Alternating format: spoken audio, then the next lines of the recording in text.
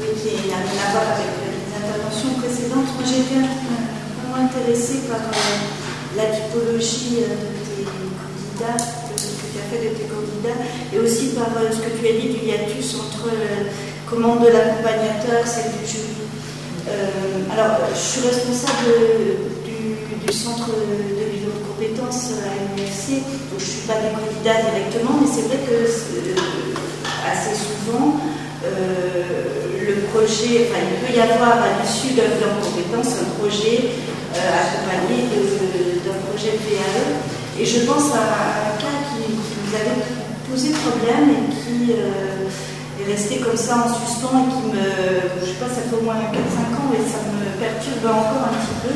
Il s'agissait d'une chargée de clientèle bancaire qui donc au cours du bilan de compétences avait fait un projet qui était un projet de reconversion totale. De toute façon, c'est ce qu'elle cherchait dès le départ. Elle avait un projet de documentaliste, de appliquer la documentation. Et il fallait qu'elle passe par la VAE parce qu'il lui fallait une certification Bac+3 à ce moment-là.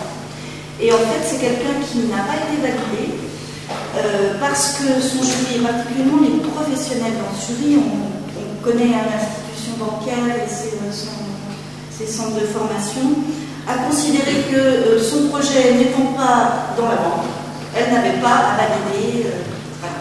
Donc, je ne sais pas s'il y en a qui avaient des réflexions autour de ça, d'autres exemples, où je trouve que ça reste très problématique. Alors, c'est clair que la loi, là, n'a pas été, de mon point de vue, a été dévoyée.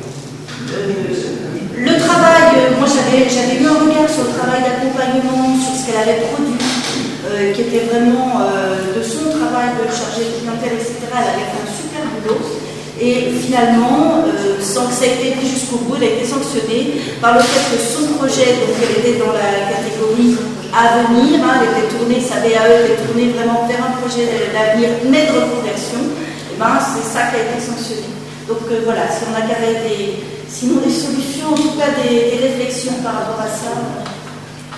J'ai vécu un jury dans notre discipline, c'est un des personnes que j'ai interrogées, qui a vécu vraiment le jury comme une épreuve, en disant mais on ne m'interroge pas sur mon expérience passée, on m'interroge sur mon projet, on me questionne même sur le plan idéologique, terrain qui peut être très glissant et qui amène quelquefois les candidats à être extrêmement prudents. Et là, il me semble qu'il y a vraiment pour les chargés de mission VAE, mais aussi pour tous ceux qui la font vivre dans les différentes institutions, un rôle à mon avis, d'accompagnement des jurys aussi. Moi, je sais que comme chargé de mission, on pourra demander comment Emmanuel gère cette dimension-là. J'essaie d'être au maximum à tous les jurys de mon université, c'est parfois compliqué, ne serait-ce que pour bien recadrer les choses auprès des collègues, enseignants-chercheurs, et auprès des professionnels qui participent au jury, qui quelquefois sont plus académiques encore que les enseignants-chercheurs. Donc, il me semble qu'il y a vraiment un travail très particulier à faire auprès des jurys. Alors, sous quel mode au moins la présence, la participation, mais aussi quelque chose qui serait peut-être une sensibilisation par des voies, textes d'orientation, je ne sais pas. Comme l'heure avance et que nous avons des prescriptions d'activité fortes, peut-être que pour faire la transition avec l'après-midi et le travail en atelier, je peux peut-être vous demander, au vu de ces échanges et de vos apports, quels sont pour chacun de vous les évolutions que vous envisagez en termes de construction et de validation des acquis pour les années à venir, de manière assez courte, souvent. À quoi est-ce qu'on doit pouvoir s'attendre, ou quelles seraient les questions auxquelles on pourrait être confronté dans les années à venir? Donc, puisque vous avez envie de phrase de le faire, donc je pense que je souhaiterais que la validation des acquis d'expérience, sa reconnaissance et validation de l'acquis d'expérience devienne une voie de qualification à part entière, réellement évaluée par la loi, mais je je crois qu'elle n'est pas encore entièrement dans les faits, et je pense que ça devrait être reconnu, un peu comme l'image de l'UMAMI, là, ce bout particulier qui est paralytique beaucoup habituel, comme une voie de formation à part entière, de qualification, même que la formation traditionnelle. Oui, moi je crois dans ce que je constate au travers à la fois des pratiques que je vois et puis des petites recherches qu'on a pu mener, que ce que l'instauration de la VAE montre, c'est l'évolution du regard de la société sur l'expérience, le regard de la société sur les individus, sur ce qu'ils produisent.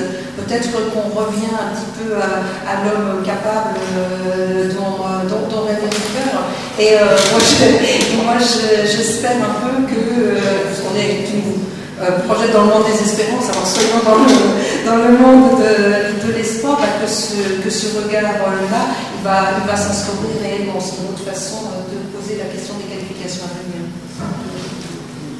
Oui, moi je veux dire d'abord que je compte beaucoup sur l'atelier 1 pour répondre partiellement à cette question, parce que je pense qu'on ne peut pas penser la VAE aujourd'hui sans la mettre en rapport avec toutes les autres formes, tout ce que j'ai appris des apprentissages formalisés.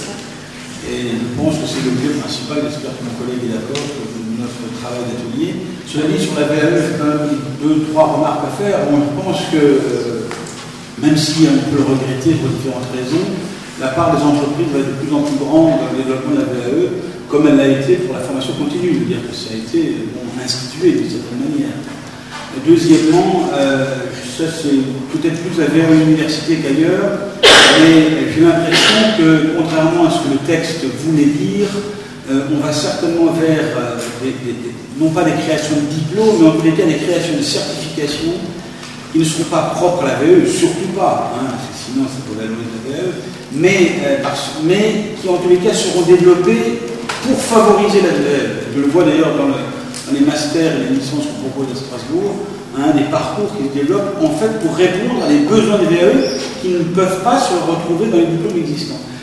Et comme on peut créer des parcours un peu comme on veut, c'est super, on ne se gêne pas. Et troisième et dernière remarque, excuse-moi, c'est le fait que j'ai l'impression que la VAE, qu'elle se développe ou pas, mais j'espère qu'elle va continuer de se développer, en particulier à l'université, j'espère qu'elle va surtout diffuser dans l'ensemble de l'université ce qu'elle a à nous apprendre. Je crois que Anne en a très bien parlé, donc, à savoir ce qu'on peut apprendre, de la réflexivité sur son expérience, de formaliser quand même un processus de réflexivité, que ça ne vient pas tout seul, qu'il y a un accompagnateur, et que cet accompagnateur, comme l'a dit très justement le collègue, doit être accompagné, et pas seulement formé, accompagné.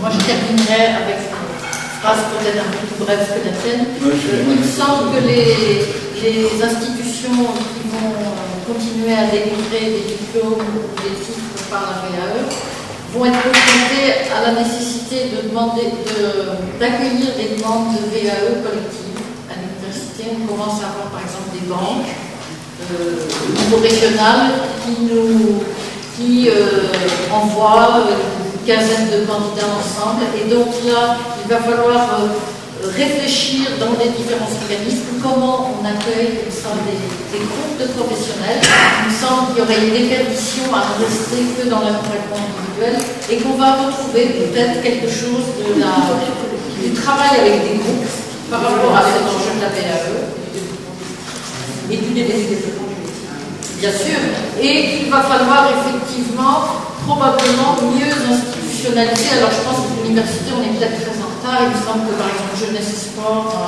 a fait un travail depuis longtemps beaucoup plus abouti que dans un certain nombre d'universités. Il va falloir vraiment renouveler le dispositif pour accueillir des candidats qui ne seront plus finalement épisodiques, parce qu'actuellement ça passe encore parce que les candidats VAE sont assez peu nombreux, mais ils risquent leur nombre risque de s'accroître de façon importante. Comment les organisations, comment les institutions vont prendre en compte de façon pertinente ces candidats qui vont se multiplier. Voilà, donc dimension collective et puis réponse au nombre. C'est très pratico-pratique.